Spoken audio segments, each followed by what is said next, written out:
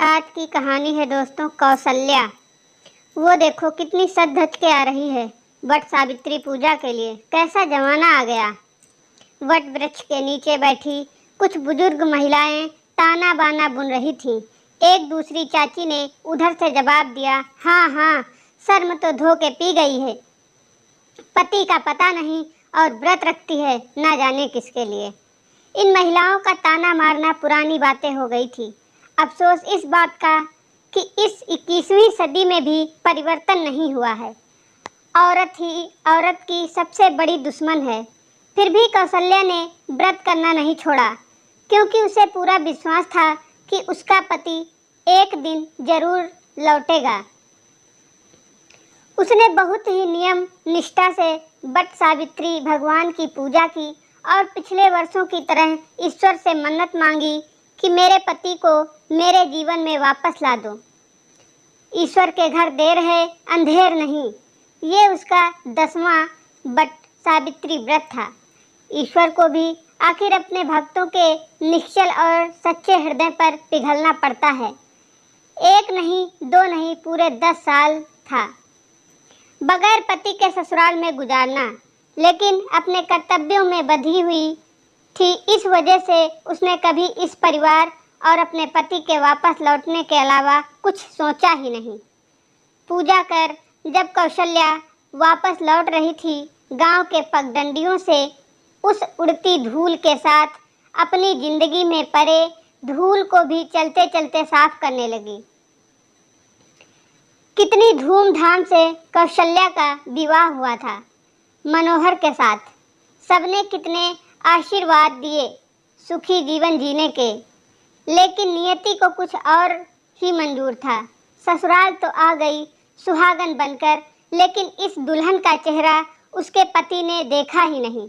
सुहागन से 24 घंटे भी नहीं बीते थे अपने पति के रौद्र रूप देखकर वो खुद को अभागन समझने लगी थी। परिवार के बाकी सभी सदस्य बहुत ही अच्छे थे। आखिर मनोहर का रौद्र रूप का कारण क्या था? यह जानने के लिए कौशल्या ने अपनी सासू माँ से एक सवाल पूछा, आखिर मनोहर को ऐसा क्या हो गया? माँ जी ने कहा, मनोहर एक लड़की से बहुत प्रेम करता था, उसी से विवाह करना चाहता था, लेकिन तुम्हारे ससुर जी ने उसकी बात नहीं मानी। मैं तो मान गई, इकलौता बेटा है, मैं किसके सहारे जीऊंगी, लेकिन उन्होंने अपनी प्रतिष्ठा मान मर्यादा के चलते मनोहर की एक भी ना सुनी, क्योंकि वो लड़की छोटी जाति से थी। धीरे धीरे सब कुछ ठीक हो जाएगा बेटी, थोड़ा धैर्य रखो, माँ जी ने भी कहा और पिता समान ससुर जी ने भी कहा।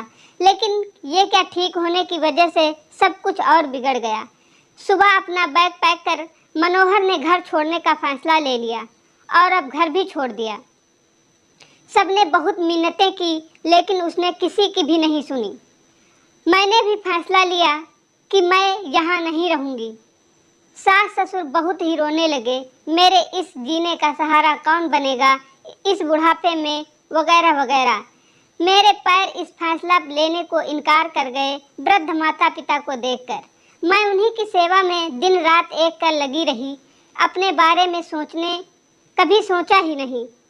यही सब सोचते सोचते वो घर पहुंच गई। घर पहुंचकर देखती है मनोहर को, क्योंकि उसने मनोहर को देख रखा था। मनोहर ने उसकी शक्ल नहीं देखी थी। माँ जी मनोहर को कहती हैं, देख तुम्हारी दुल्हनिया आ गई, बहुत ही सुंदर है कौशल्या। मनोहर तो देखा तो देखते ही रह गया। उसने ऐसी कल्पना भी नहीं की थी। कौशल्या सीधे अपने कमरे में चली गई। मनोहर पीछे से जाता है, मुझे माफ़ कर दो, जब हमारा रिश्ता ही नहीं तो फिर माफ़ी किस बात की? अगर यही गलती मैं आपके साथ करती तो क्या आप मेरा 10 साल इंतज़ार करते? मैं इस घर में अब तक आपके कर्तव्यों का निर्वहन कर रही थी, अब मेरा यह रहना कोई औचित्य नहीं है।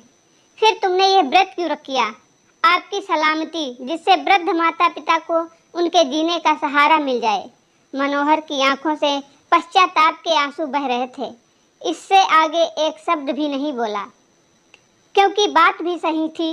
वो किस हक से बोलता? माँ जी और पापा जी ने मिलकर मुझे रोक लिया। इस घर में आज मुझे ईश्वर का सहारा मिला। रास्ते के धूल भरी पगडंडियों के धूल के संग संग मेरे जीवन के भी धूल साफ होती नजर आ रही थी।